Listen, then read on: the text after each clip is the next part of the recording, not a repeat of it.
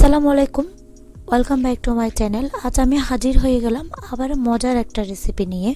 দেখে হয়তো বুঝতে পারছেন, মুড়ির মোয়া।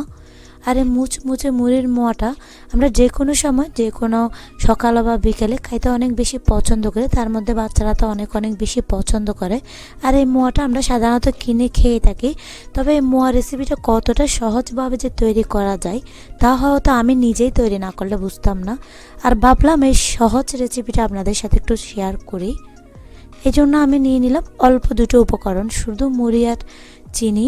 এক্ষেত্রে আমি 100 গ্রামের মতো মুড়ি, মুচমুচে একদম মুড়ি, একটু ঝেড়ে পরিষ্কার করে কালো যেগুলো থাকে এগুলো এভাবে নিয়ে নিছি, পরিষ্কার করে নিছি।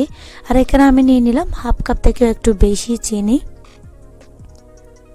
আর এই চিনিটাকে আমি দুইবার করে ব্যবহার করব। আর এই চিনিটা গলে যাওয়ার জন্য আমি এখানে পানি ব্যবহার করব 1/3 কাপের মতো। আর পানিটার ব্যবহারটাই হচ্ছে শুধুমাত্র চিনিটা গলে ক্যারামেল হওয়ার সাহায্যের জন্য। আর আমি এখানে দিয়ে দিলাম হাফ কাপের মতো, হাফ কাপ থেকে একটু কম চিনিটাতে দিয়ে আমি অল্প কিছু পানি দিয়ে দিলাম।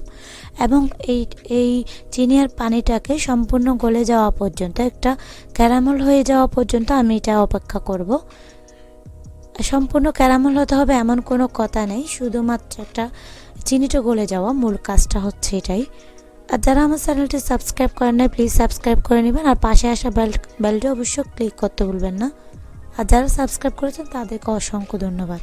আর আমি চেষ্টা করছি পুরো ভিডিওটা রাখার জন্য, যেহেতু এটা মোয়া রেসিপি, যাতে বুঝতে সুবিধা হয়, আপনারা খুব সহজে তৈরি করতে পারেন। এই জন্য আমি পুরো ভিডিওতে রাখছি।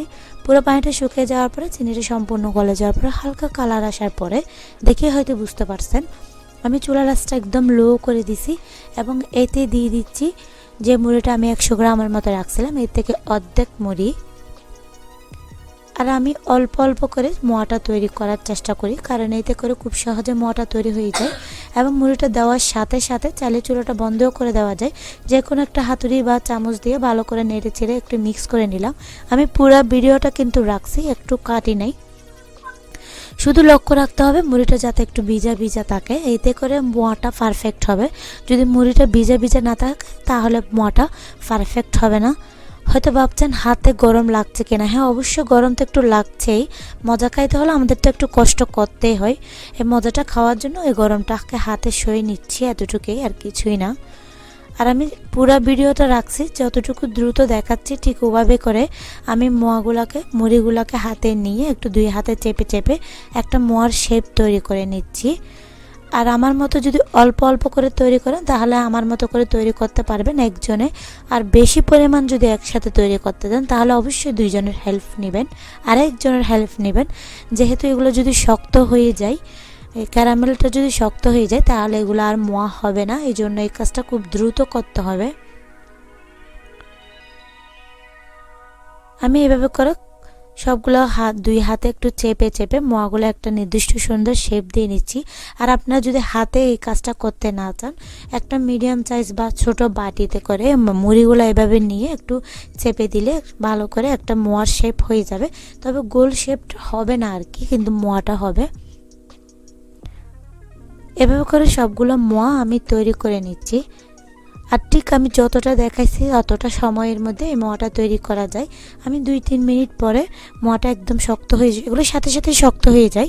এরপর আরও শক্ত হয়ে যাওয়ার পরে আপনাদেরকে মোয়াগুলো একটু দেখাচ্ছি। সুন্দর যে একটা চারপাশে শেপ, গোল শেপ আসছে, এটা একটু দেখাচ্ছি। আর এই মোয়াগুলো আপনারা চাইলে আমার মতো করে যে কোনো একটা এয়ারটাইট বক্সে ভরে আপনারা যে কোনো জায়গায়, বিশেষ করে খাবার টেবিলের উপর যদি রাখেন, কিছুক্ষণ পর পর দেখবেন যে ঘরের সবগুলা সদস্য কিছুক্ষণ পর একটা একটা নিয়ে খাচ্ছে আর প্রশংসা করছে। আর মোয়া তো সাধারণত অনেক বেশি মুচমুচে হয়, তবে আমি মনে করি বাসায় তৈরি মোয়াগুলো আরও অনেক বেশি মুচমুচে। অবশ্যই বাসায় ট্রাই করবেন।